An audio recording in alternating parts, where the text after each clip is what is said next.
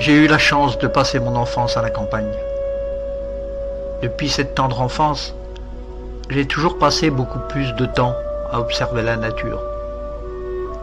Ça a commencé avec les insectes, les escargots, puis avec des copains en allant jouer à la rivière, où l'on s'amusait principalement à capturer des serpents, des poissons et des batraciens pour les observer et les relâcher.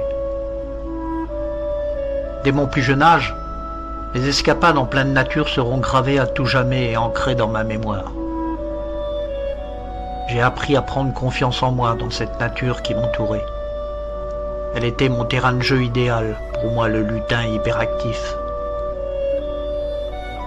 La nature comme salle de classe, c'était mon école où j'ai appris tellement de choses. De reconnaître des empreintes d'animaux, de découvrir l'interaction des insectes sur les plantes, d'avoir eu la chance de voir des espèces disparues à l'heure actuelle.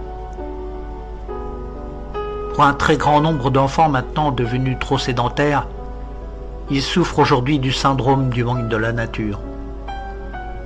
Pour s'épanouir et se développer sereinement, les enfants ont besoin d'être un minimum en contact avec la nature.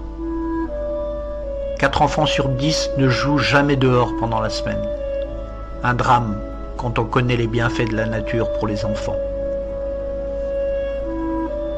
Toute cette complicité acquérie avec le monde animal m'a permis de comprendre que nous faisons partie d'un tout. Cela provient de cette expérience et je serai en dette vis-à-vis de la nature toute ma vie, tellement cela m'a apporté.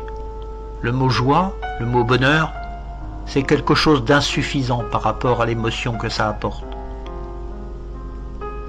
Ce n'est que beaucoup plus tard que je me passionne pour le 7e art. Je ne pense pas avoir d'animal préféré. Chacun a son intérêt. Et je peux prendre plaisir à filmer chacun d'entre eux. Ce qui est intéressant, c'est que dans tous les cas, cela nécessite une bonne connaissance de son sujet.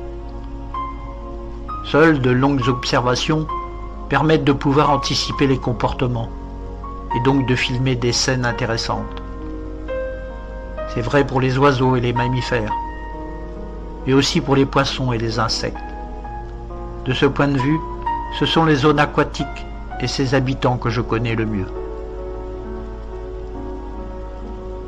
J'ai commencé mes premières prises de vue animalières dès l'acquisition de mon premier petit appareil photo numérique en 2008, qui avait la possibilité de faire des vidéos. Mais c'est vraiment en 2016 que j'ai réellement réalisé de petits courts-métrages, plus construits et réfléchis. Quand je suis dehors, tous mes sens s'éveillent. J'entends alors beaucoup plus de choses et je contemple la moindre petite bestiole.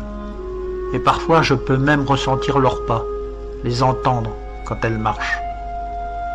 Ce qui m'a beaucoup marqué enfant, c'était ces moments à pister les animaux, en toute discrétion, et de tenter de se faire fantôme, pour me sentir vivre.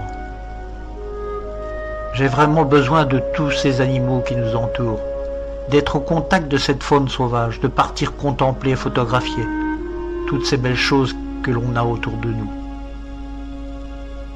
Alors c'est sûr, c'est un rapport totalement en équation avec de ce que je suis aujourd'hui, mais c'est ce qui m'a construit, et c'est ce qui m'a certainement amené dans cette aventure.